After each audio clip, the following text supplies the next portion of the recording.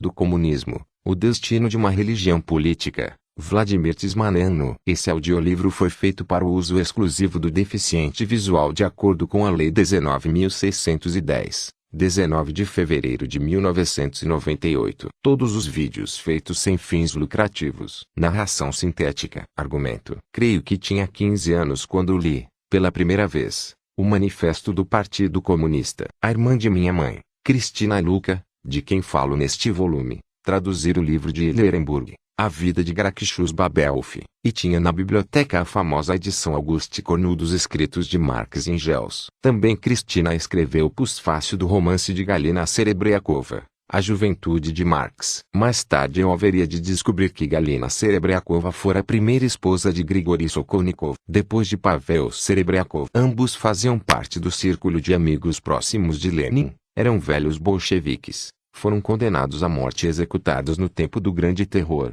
em processos espetáculo de Moscou. A própria Serebryakova foi condenada e passou cerca de 15 anos no Gulag. Para o casarão da família Serebryakov fiquei sabendo da biografia escrita por Arkady Vashberg. Mudou-se Andrei Anorevich Vyshinsky, o procurador de Stalin, o que pedir o fuzilamento dos cães raivosos. Galina permaneceu fiel ao credo comunista e, segundo sei, atacou virulentamente Solzhenitsyn. Tínhamos na biblioteca da família uma trilogia de um romancista holandês, creio, Theun de Vries, com o título Um Espectro Vagueia pela Europa. Eu provinha de uma família de intelectuais revolucionários. Meus pais tinham lutando na Espanha no quadro das Brigadas Internacionais, meu pai como soldado, minha mãe, como enfermeira. Crescera, portanto, com os mitos da esquerda comunista como lendas de meu meio de formação. Eu as absorvera. Cria nelas. Veio então a Primavera de Praga, fiquei entusiasmado, como tantos outros, pela promessa de um socialismo com face humana, pela ideia de que o totalitarismo não é eterno, que pode existir liberdade e mesmo num regime como o da Romênia. Seguiu-se a invasão da Tchecoslováquia, em agosto de 1968, a restauração da ordem paralisante do despotismo ideológico de tipo soviético, a normalização imposta pelo Império Moscovita, as represálias contra os que tinham apoiado o projeto de Alexander Dubček de democratização, o novo gelo, a autoimolação do estudante Ian Palach em 1969, o emprego por Nikolai Ceausescu do perigo, de fato imaginário, de um espantalho nacional, de uma intervenção soviética, para intensificar seu obsceno culto da personalidade, a progressiva fascização do comunismo romeno. Eu já não tinha como crer na ilusão comunista. As preleções de Raymond Aron e Arthur Koestler, de Hannah Arendt e Boris Sovarini, de George Orwell e Robert Conquest, de Alexander Solzhenitsyn e Milovan Djilas, de Leszek Kolakowski e Alexandre Zinoviev. Esses livros circularam clandestinamente por Bucareste. Convenceram-me de que o sistema era doente não apenas no nível de seu funcionamento numa Romênia, que se encontrava no caminho do comunismo dinástico, chamado oficialmente Sociedade Socialista Multilateralmente Desenvolvida,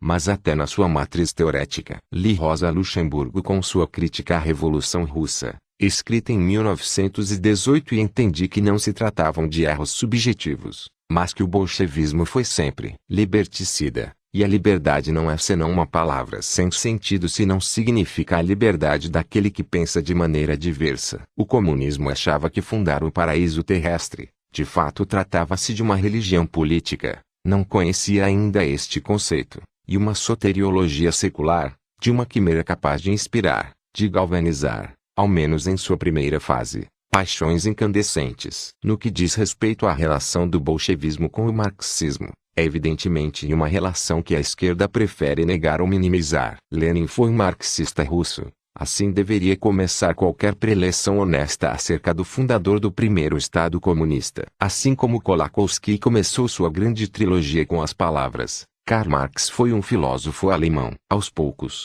cheguei a entender que, para citar a fórmula memorável do poeta polonês Alexander Watt, o comunismo era o inimigo do homem interior. Era de fato uma organização do ressentimento social, uma institucionalização do ódio, da inveja e do rancor histórico. Ulteriormente, defini esta ideologia porque, antes de encarnar-se como um regime político concreto, o comunismo foi e permanece uma doutrina apocalíptico-revolucionária, como axiofóbica, hostil aos valores, e mnemofóbica, visando a ocultação, e mesmo a obliteração, ao aniquilamento da memória. Essas ideias transformaram-se ainda em convicções principalmente com a escuta das extraordinárias emissões de Monica Lovinescu e de Virgil Yeronka pela Rádio Europa Libera. Quando no mundo comunista dominavam os lugares comuns estéreis, aqueles dois grandes intelectuais do exílio contrapunham os valores morais e o conhecimento histórico profundo. Uma reflexão insistente e sem inibições. Este livro nasceu como esforço de oferecer um tratamento igualmente teorético e histórico memorialístico da experiência comunista do século, das ideologias radicais e dos campos de concentração. Embora eu tenha escrito numerosos volumes acerca de ideologias e revoluções,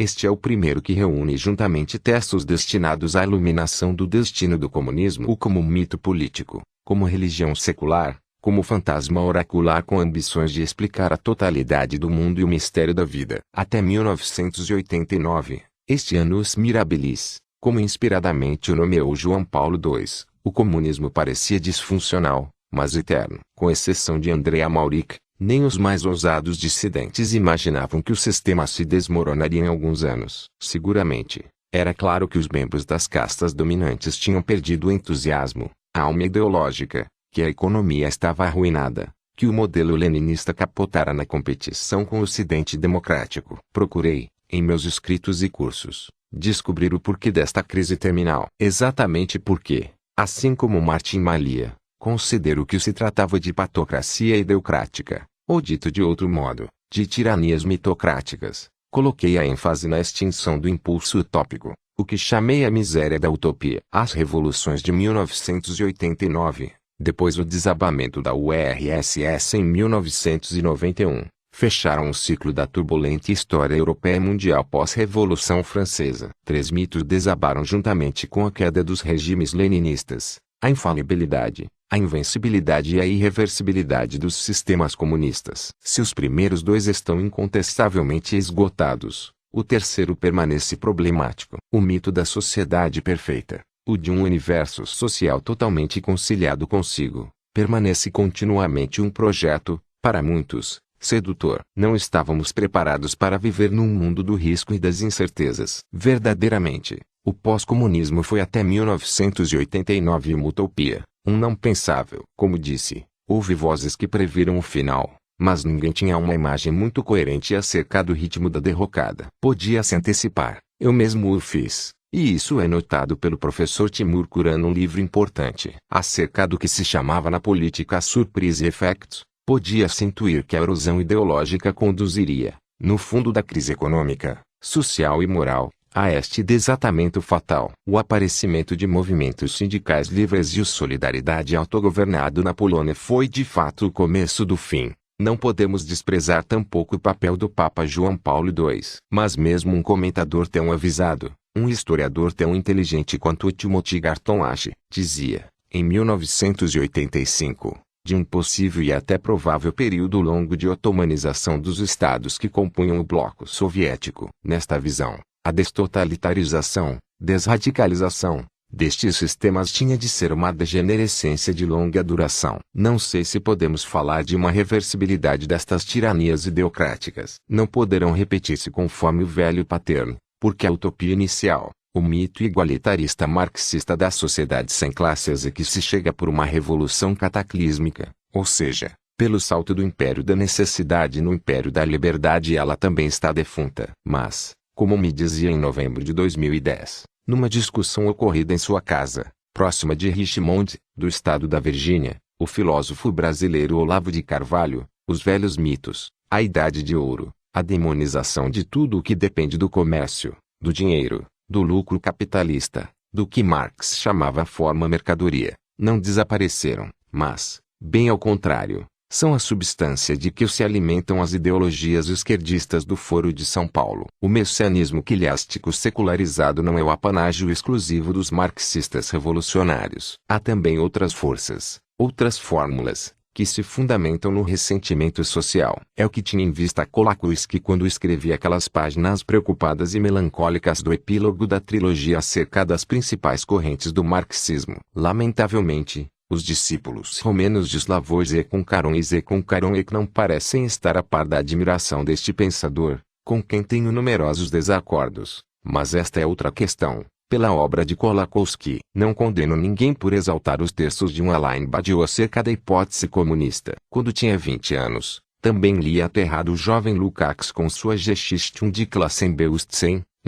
mas a distância entre este último e Badiou, Slavoj Zekonkaron e com Antônio Negria de anos-luz. Do ponto de vista filosófico, do encontro com Thomas Mann e Georg Lukács nasceu a personagem do jesuíta bolchevique, o fanático iluminado Leonapta de A Montanha Mágica. Não prevejo igual sublimação de figuras epígonas como Zekonkaron e Badiou. Paro por aqui com este argumento, de outro modo arrisco-me a escrever um novo livro. Agradeço à editora Humanitas, a Lídia Bodeia e a Gabriel Leissano pelo apoio generoso e consequente a meus projetos intelectuais. Lídia me pediu repetidas vezes que escrevesse um livro autobiográfico. Falo-ei, mas creio termos aqui os elementos de base para tal obra. Agradecimentos cordiais a Bogdan Christian Jacob pela paixão e discernimento devido na coordenação deste livro. Gostaria de fazer ainda uma observação final. Compus este volume no espírito da coleção de evitei o jargão terminológico e as referências bibliográficas abundantes. Não é um tratado acerca do comunismo,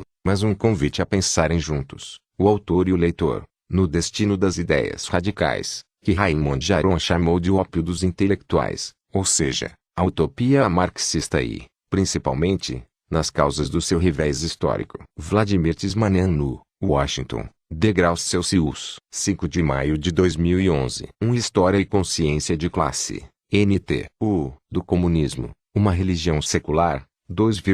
Comunismo foi uma forma de ressentimento. Foi um fundamentalismo político moderno. Um engajamento num projeto histórico absoluto. Creio que o volume que surpreende, que capta melhor esta fome de transcendência que está na base da ideologia comunista é Os Demônios, de Dostoiévski. Igualmente, o romance póstumo confiscado pela Securitate por tantos decênios, de Dinu Pilate teve como fonte de inspiração Os Demônios. As Deptanse Azul de Apoio, 3, Editora Humanitas, 2010, constitui uma variante dos Balcãs, mas contra os balcânicos. Os pregoeiros de Pilate são, como observa Cosmin Ciotlos na revista România Literará, os legionários, mas são também comunistas. O totalitarismo comunista, como organização social, política, cultural, econômica é caracterizado por 3 elementos. Em primeiro lugar, pela recusa à memória. A aversão, a hostilidade diante da memória o faz mnemófobo. Ele age, por todas as suas instituições, para a destruição da memória. Em segundo lugar, é uma organização que procura a destruição dos valores, e, neste sentido, é axiófobo. E, não em último lugar, detesta o espírito. Portanto é uma organização de tipo noofóbica. Portanto, o comunismo é mnemofóbico, axiofóbico e noofóbico. Neste contexto, a memória, assim como nos ensinou também Monica Lovinescu, é uma forma de terapia e, em igual medida, uma forma de profilaxia. O passado foi ainda falsificado a olhos vistos. Assim como nos opomos às tendências negacionistas e revisionistas, e merecidamente, fazemos em relação ao Holocausto. É nossa obrigação opormos-nos às tendências negacionistas e revisionistas em relação ao que foi o comunismo. O comunismo fez milhões e milhões de vítimas. O comunismo representou o mal na história. O mal é uma categoria teológica, é uma categoria moral, mas no século XX o mal passa a ser uma categoria política. No século XX talvez seja a primeira vez em que o mal é institucionalizado politicamente e passa a ser ideologia que inspira experimentos de engenharia social em massa. Não é qualquer tipo de mal, mas um mal que falsifica o bem em nome da felicidade universal. Esta experiência histórica foi soberbamente resumida por Leszek Kolakowski na fórmula Diabo na História. Esclareço que esta expressão não é pura e simplesmente uma metáfora. Ela é a definição sintética da realidade que marcou fundamentalmente a vida de tantos povos. Dito de maneira simples, trata-se de tragédias resultantes das ambições ilimitadas e inconsideradas de forçar o curso da história em nome de uns ideais abstratos destinados a levar a comunidades políticas desenvolvidas,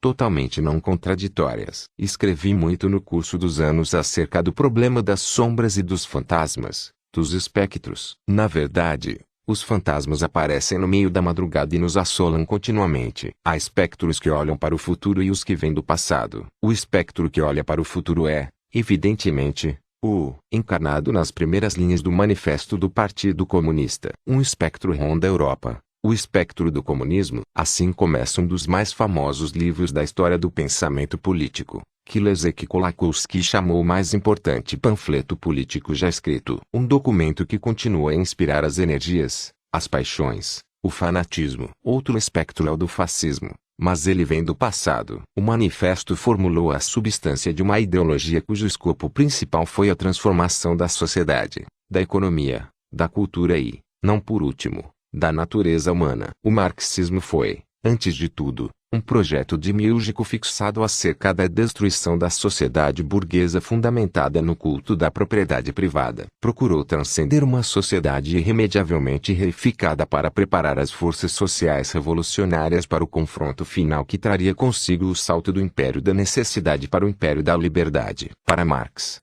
a convicção de que a história é governada por leis equivaleu ao fato de estas leis poderem ser conhecidas. Em consequência, a sua Weltanschauung, 4, foi necessariamente científica, não utópica, distinguindo-se assim de qualquer outra forma anterior de socialismo. Para Marx, a aspiração à revolução tinha o papel de derrubar, de mudar completamente. Tratava-se de uma revolução apocalíptica, um cataclismo. Esta revolução é, segundo escrevia Raymond Aron, mais do que uma explosão social, uma simples substituição de um regime por outro. O escopo é de fato uma completa derrubada dos valores. É uma revolução antropológica e, o que é mais importante, uma renovação da condição humana. A revolução comunista não se ocupa apenas de economia. A ênfase colocada no materialismo é uma que deve mudar mais profundamente a parte das infraestruturas emocionais, sentimentais, psicológicas das necessidades humanas. Porque credes que em regimes comunistas se colocava a ênfase no controle sobre o corpo humano? Porque credes que se chegava ao problema da alimentação racional? Ferenc Veer,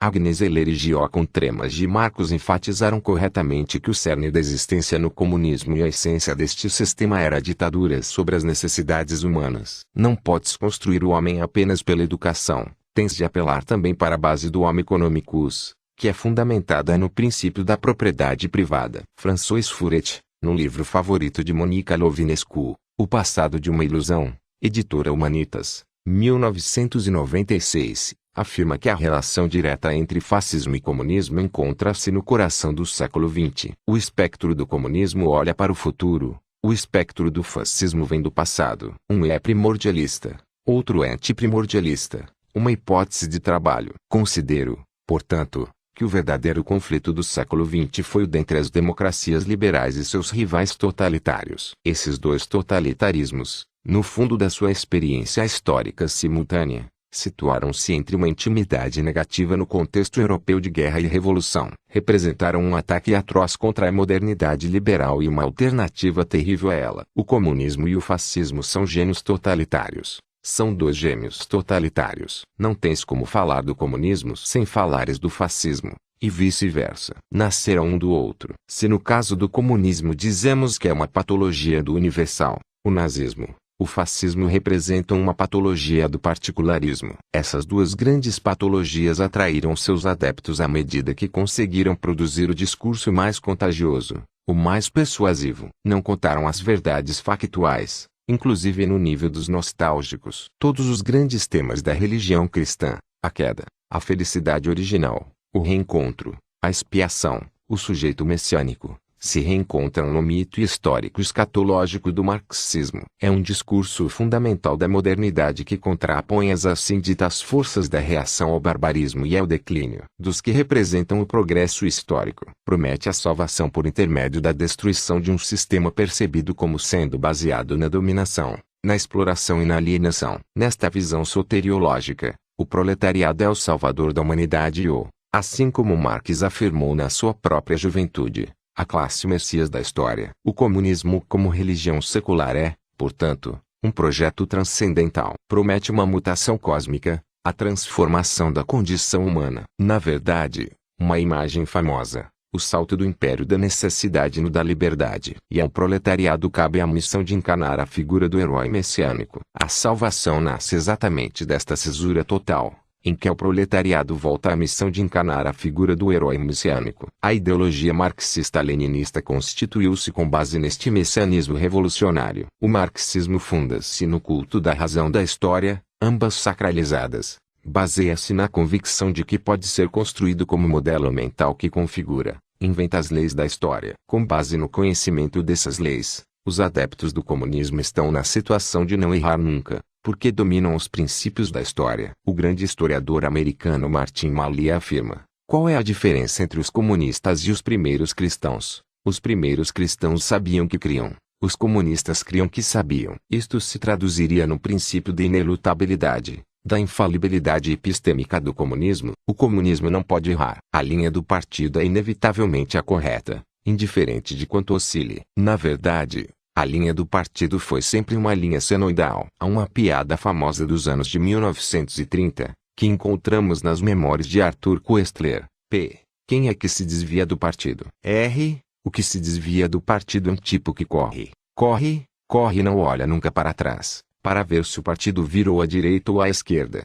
O escoplaninista supremo foi a eliminação, a extinção, da política pelo triunfo do partido como personificação de uma vontade geral exclusiva, mesmo eliminacionista, exterminista. Em condições de uma certeza monista, o reconhecimento da falibilidade é o começo da extinção de qualquer fundamentalismo ideológico. O marxismo fundamenta-se no culto da razão mediata pelo agente messiânico da história. Fundamenta-se no culto da ciência, da tecnologia e do progresso. No caso do comunismo, podemos aceitar a posição de François Furet, que chamava o comunismo uma patologia do universalismo. A filosofia marxista postula o papel do proletariado como agente histórico universal. Daqui também a significação do tema internacionalista, respectivamente como revolução de Marx tem de ser, e não pode deixar de ser assim do que global. O marxismo nasceu no século XIX, como resposta à crise da modernidade burguesa. Assim como disse Marx,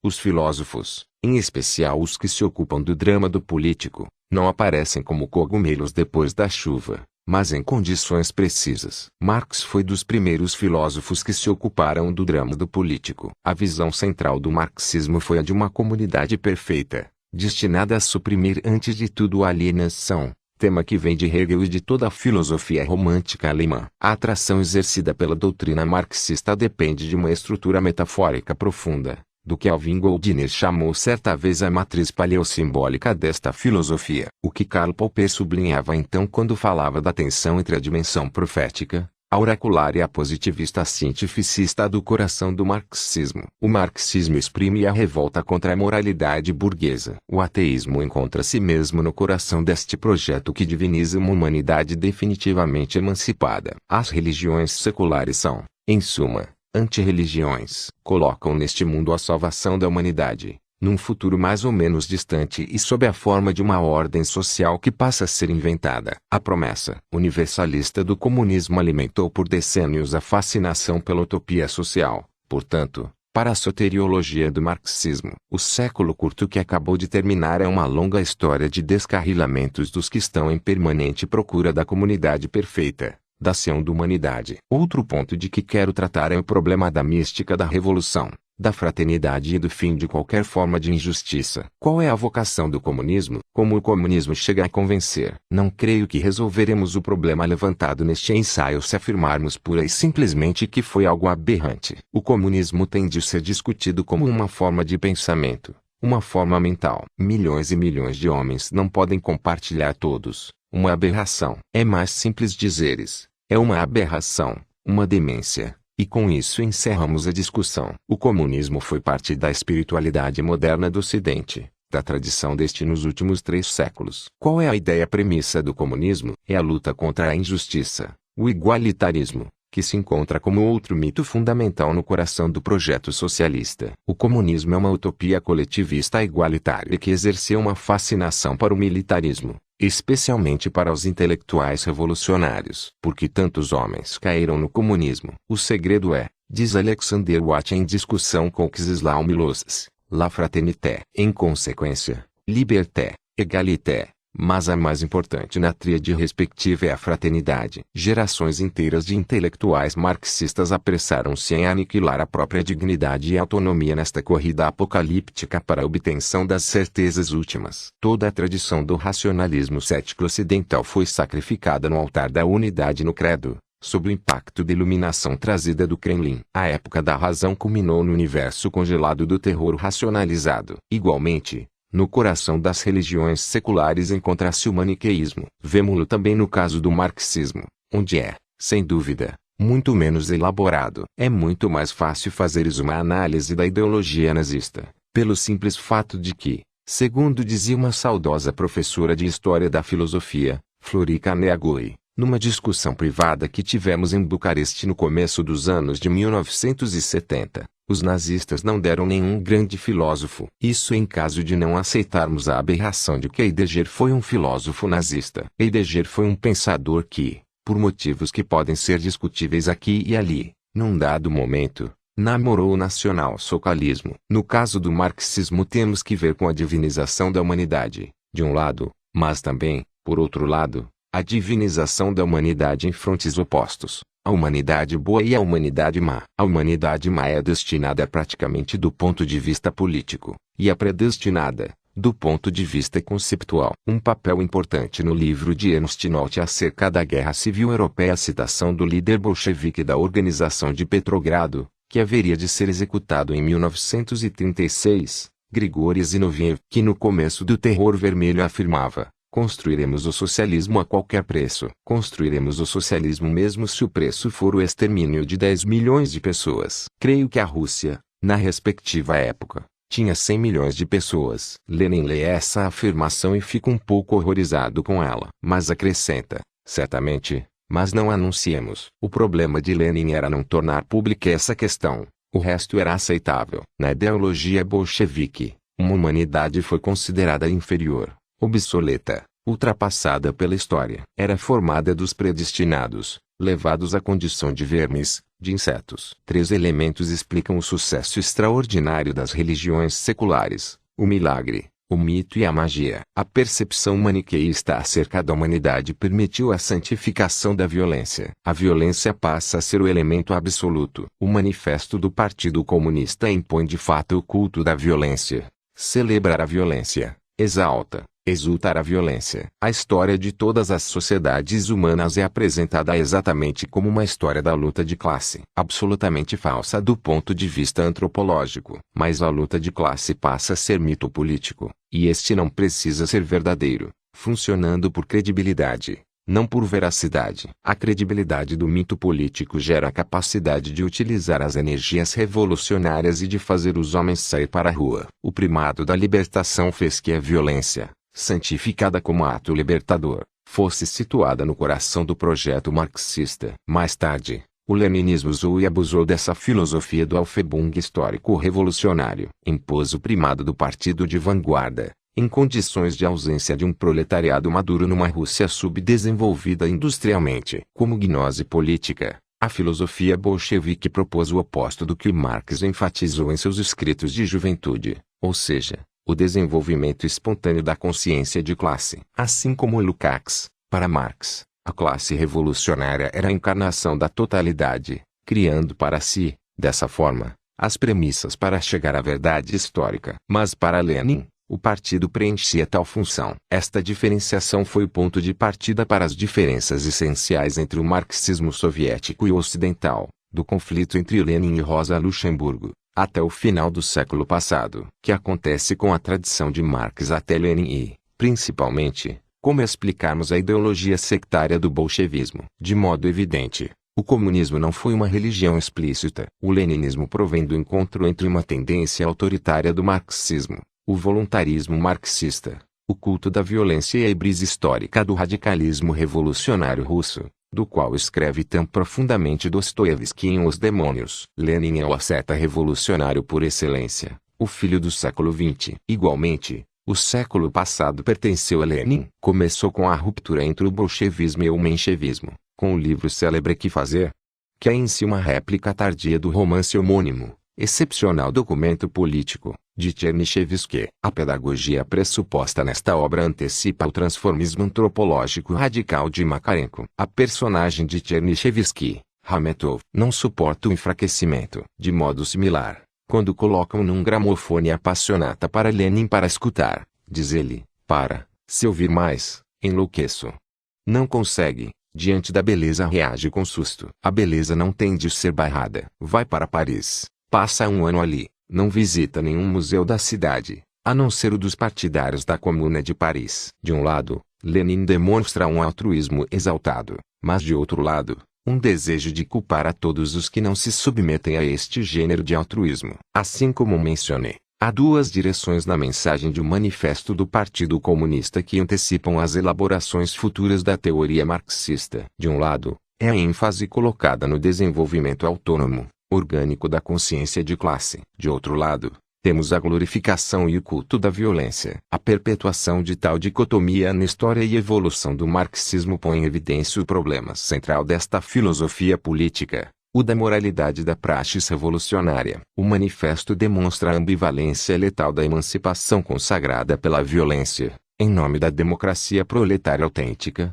as liberdades formais devem ser suspensas, e mesmo reprimidas. Para atingir um nível alto de moralidade, que transcende a hipocrisia burguesa, a moralidade tradicional deve ser abrogada. O marxismo pretende deter os freios do destino da humanidade, porque afirma que tem a solução para as agonias e as ansiedades milenares da sociedade. Não creio que existiu alguma vez outro projeto revolucionário impregnado de uma pretensão profética mais ampla ou de um sentimento mais maciço de predestinação carismático-histórica. Deste ponto de vista, o mito do partido de tipo novo de Lenin é um eco fiel do mito de Marx da classe predestinada, que passa a levar a salvação da humanidade para além de suas próprias condições subjetivas. Em Terror do Terror, afirma Oleg Naumov-Argeti, para os bolcheviques, a existência foi um subgrupo da existência da multidão, da existência no quadro do partido, e a vida do partido prevalecia acima da própria vida física. Mesmo o suicídio, o mais pessoal dos atos, tinha má significação política à parte para os bolcheviques. Nikolai Bukharin é o caso clássico de vítima que glorifica o torcionário. Pede perdão a Stalin pelos crimes de pensamento que cometera. Stalin manteve em seu escritório pessoal, até o dia de sua morte, as cartas de Bukharin. Encontravam-se entre os poucos objetos preciosos de Stalin a coleção de cartas do melhor amigo, a quem condenara à morte e executara. Bukharin escreve a Stalin, implorando que lhe poupasse a vida, assegurando-lhe seu devotamento total. Glorifica a paciência angélica de Stalin. Nisso consta o mecanismo grotesco que se chamou crítica e autocrítica. Nikolai Bukharin nasceu em 1889, sendo 19 anos mais moço do que Lenin. Provinha de uma família russa de intelectuais, tinha estudos de filosofia. Lenin simpatizava muito com ele. A relação é muito próxima e ele é praticamente o filho de Lenin. Passa a ser, no exílio, o redator-chefe do Pravda. Seus escritos, entre os quais há Begraus Celsius, do comunismo, são muito importantes para a tradição filosófica marxista. Houve também polêmicas significativas entre Lenin e Bukharin. Mas depois de 1917, passa a ser membro do escritório político, muito próximo de Stalin. Depois de 1926 é nomeado presidente da Internacional Comunista, até 1929, depois do que é eliminado como oposicionista desviante de direita. E nomeado redator-chefe de Izvestia e membro suplente do Comitê Central. Foi um dos autores da Constituição Stalinista de 1936. É enviado a Paris para localizar o arquivo histórico Marx Engels. Depois da chegada ao poder dos nazistas na Alemanha, o Partido Social Democrata Alemão, possuidor do arquivo, decide tirá-lo da França. Com a correspondência e tudo. Bukharin recebe pessoalmente de Stalin a missão de recuperar o arquivo. Em Paris encontra-se também com um dos seus amigos. Há discussões muito interessantes, que provam que Stalin é absolutamente demente e que, existe a famosa fórmula, não é um ser humano, não é um homem como nós. E, no entanto, porque sua esposa tinha ficado em Moscou, ela era muito mais jovem que ele, sobreviveu juntamente com o filho de Bukharin depois dos anos de Gulag, volta aí, em 1937, é preso, inquirido e, por fim, confessa. Confessa no terceiro e mais espetaculoso processo de Moscou de 1938. Parcialmente, é a personagem central do romance de Arthur Koestler conhecido como Zero e o Infinito ou Escuridão ao Meio-Dia. Koestler não tinha como ler as cartas de Bukharin a Stalin. Foram publicadas no período de Glasnost e Perestroika e foram citadas em Terror do Terror. A confissão de Bukharin é muito interessante, porque ele diz num dado momento, a história universal é o Tribunal Supremo. Em outras palavras, Ali veremos quem foi criminoso e quem não foi. E afirma ainda num dado momento: somos o Estado socialista e saúda o fato de não seguirmos os métodos da Inquisição medieval. Esta era uma alusão clara ao princípio de Wyszynski, conforme o qual a confissão do acusado tem valor documental e probatório. Segue o modelo da Inquisição. Numa carta de 10 de dezembro de 1937, Nikolai Bukharin escreve de sua cela em Lubyanka a Stalin: preparo-me para partir deste vale de lágrimas e não nutro a teu respeito, do partido e da causa, senão um grande amor infinito. Stalin prepara-se para matá-lo. Ele sabe que vai morrer, e a última coisa que escreve a Stalin é um grande amor infinito. Adeus para sempre, lembra-te com amor de teu infeliz N. Bukharin. Se é para tomarmos algures o conceito de religião secular, não creio que possa ser encontrado um texto que apresente melhor o mito, a magia e o milagre e, por que não, o eros da tentação totalitária. É um amor profundo. O problema aqui não é nem de inteligência, nem de erudição. Nosso problema é como, porque e em que condições se pode chegar a esse estado de êxtase coletivo que não podemos encontrar senão no quadro de algumas formas de experiência religiosa. De oportunismo e compromisso não nasce o sistema de crença comunista. Stalin dizia de Gilas: olha o mapa, eles não vão aceitar nunca que é vermelho. E ele crê até o final que este mapa é vermelho. Ora bem, tratava-se do que se chama um salto para uma crença no momento respectivo. Nisto consta a fenomenologia do radicalismo político do século XX, um século que prendeu Gilles Margy, Lukács, Martin Heidegger, Jean-Paul Sartre e Ernest Hemingway, para dar apenas alguns exemplos, no que Hannah Arendt chamou as grandes tempestades ideológicas do século XX. No comunismo, tudo veio da ideologia. O grupo designado para o extermínio, desclassificação ou para a marginalização tinha obtido seu lugar na sociedade com base numa predestinação histórica pressuposta, identificada pelo agente messiânico, o partido, que, a seu turno, representava a classe messias, o proletariado. O bolchevismo acrescenta algo novo às mitologias revolucionárias do século XIX, a inclusão do poder num tipo de representação que define o partido como entidade mágica. A glorificação do estatuto predestinado do partido, juntamente com a insistência obsessiva sobre as formas conspiradoras de organização às células revolucionárias, e com um culto de arregimentação fanática, geraram uma nova forma de radicalismo político, irreconciliável com a tradição liberal individualista ocidental ou, ao menos a esse respeito, com o socialismo democrático, liberal, anti-autoritário. Yuri Piatakov, um dos favoritos de Lenin da geração jovem da velha guarda bolchevique, exprimiu esta identificação nos termos mais dramáticos: sim, considerarei preto algo que senti considerei branco, uma vez que fora do partido, fora do acordo com o partido, não existe vida para mim.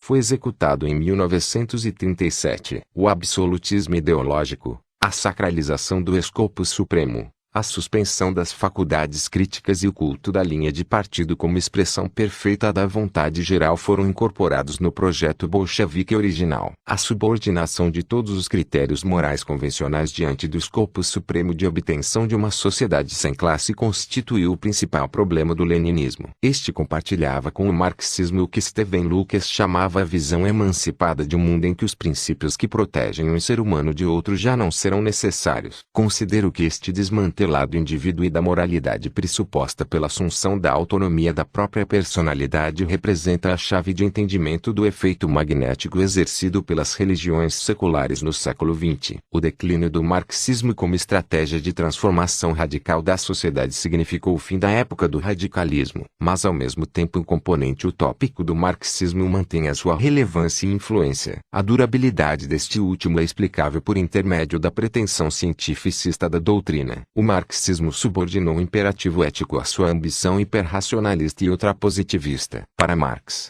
o não reconhecimento da validade de seus postulados foi o mesmo que a cegueira histórica, que a alienação ideológica do sujeito, que a falsa consciência. Todos os que não conseguiram interiorizar os axiomas do marxismo passaram a ser advogados do status quo, as vítimas alienadas dos mistificadores ideológicos. O Manifesto do Partido Comunista foi o texto sacro que proclamava a legitimidade moral da revolução total. Neste sentido, prescreve o marxismo como o substituto secular da religião tradicional. O seu milenarismo explica o magnetismo deste texto. Impôs o marxismo como doutrina do novo heroísmo romântico, do coletivismo inflamante. Abre a epopeia do conflito irremediável no quadro da sociedade humana, a fonte justificativa de esperança e de ilusões dos que escolheram o caminho radicalmente transformista. Em última instância, ligado à sua materialização concreta na história, o manifesto é, também, o ponto de partida da terrível engenharia social extremista do século XX. É o documento em que Marx e Engels proclamaram aos adeptos o caminho imutável em direção ao novo jardim do homem. Mas é livre de Chevette, 5, do extremismo de esquerda assolado pelo sonho apocalíptico da libertação universal da humanidade. Concluindo, para parafrasear Zecon Caron e Zecon Caronik, que a seu turno imita Heidegger, esquecendo, convenientemente, que este último se referia à sua própria afirmação do nazismo no ano de 1933. Houve ou não uma grandeza histórica do bolchevismo? Pessoalmente, creio que a grandeza histórica não pode ser separada da ética. Deste ponto de vista, faço parte do grupo, provavelmente anacrônico, daqueles para quem a grandeza dos desfiles nacional-socialistas ou bolcheviques não pôde convencê-los do valor moral do que acontece. O bolchevismo, em qualquer de suas encarnações, procurou a criação de um corpo social perfeitamente homogêneo, a liquidação do cidadão e do espírito cívico. Parafraseando Lenin, o comunismo teve como objetivo a limpeza da terra de todos os insetos danosos. Não creio que o tipo de religião secular que encontrei, o fascismo ou o comunismo, tenham ainda um futuro. Ideologicamente desapareceram, mas não pereceram a recusa de deliberação democrática e o desprezo pelos valores sentimentais burgueses. 2. Uma primeira versão deste texto foi apresentada no quadro das conferências Monica-Lovinescu do Instituto de Investigação dos Crimes do Comunismo e a Memória do Exílio Romeno, ICCMER, no mês de junho de 2010. O autor agradece a Florin Soares pela transcrição e uma primeira edição. 3. Esperando a Hora da Morte, NT. 4. Em alemão, no original. Visão de Mundo, NT. 5. Livro de cabeceira, NT. P. O que foi e o que ainda é o comunismo. 6.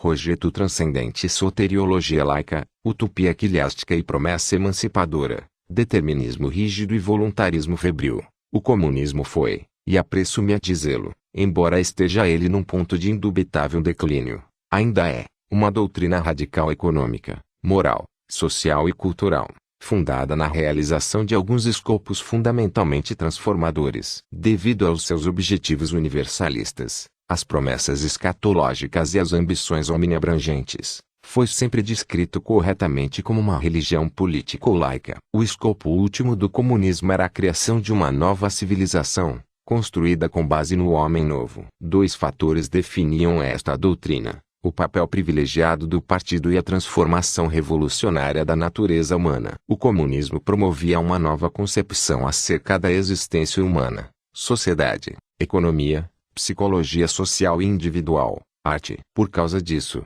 a criação do homem novo representava a finalidade suprema da ação política. O escopo do comunismo era o transcender a moralidade tradicional. Embora se lhe pudesse imputar o relativismo moral, atribuiu ao partido sua própria moralidade, acordando-lhe apenas este direito de definir o intelecto e o escopo último da existência humana. O Estado tornou-se o valor supremo, absoluto, no contexto da doutrina escatológica da Revolução. Pelo culto da unidade absoluta, pelo caminho em direção à salvação pelo conhecimento da história, o comunismo deu origem a um projeto novo, exaustivo do ponto de vista social e político, fundado na purificação das comunidades que se encontravam sob o seu encanto ideológico. Seu projeto revolucionário era total e totalizador. Em sua qualidade de mito político com um formidável poder de influência, o comunismo prometia a libertação imanente, a oportunidade de ser próspero, a liberdade e a igualdade. De fato, no curso do século XX, a Weltanschauung comunista tornou-se o fundamento dos experimentos políticos totalitários fundados na ideologia, que se soldaram com perdas humanas aterradoras. Os fundadores do comunismo como doutrina global, moderna, revolucionária, de fato, uma religião política, foram Karl Marx e Friedrich Engels. O marxismo foi, antes de tudo, uma tentativa demiúrgica de eliminar a detestada ordem burguesa, fundada na economia de mercado, a propriedade privada, de destruir as relações sociais existentes e de organizar as forças sociais revolucionárias para a confrontação final que vai conduzir ao salto do império da necessidade no império da liberdade. Marx fez uma distinção clara entre a sua teoria revolucionária e as outras versões do socialismo: cristão, reacionário feudal, pequeno burguês, crítico utópico. A visão ambiciosa, radical de Marx estava ligada pela sua convicção firme, principalmente depois de 1845, de que tinha o privilégio de conhecer o postulado da infalibilidade epistêmica, considerando que a sua Weltanschauung era essencialmente científica, ou seja, não utópica. Para Marx, a convicção de que a história era governada por leis significava que, uma vez aceitas essas leis, a razão, o pensamento e a revolução, a ação, podiam se fundir na mudança global, proletária, libertadora. O Manifesto do Partido Comunista, publicado em fevereiro de 1848, foi um dos textos essenciais dessa doutrina. A obra estipulava que o proletariado era a classe social escolhida pela história, o libertador de muito esperado que vai reestabelecer a unidade perdida da espécie humana Gattungswesen. A sua tese fundamental referia-se ao lugar central da luta de classe, violência histórica, e o desenvolvimento da sociedade. Para Marx, e mais tarde, para os filósofos marxistas do século XX, Antonio Gramsci e Georg Lukács,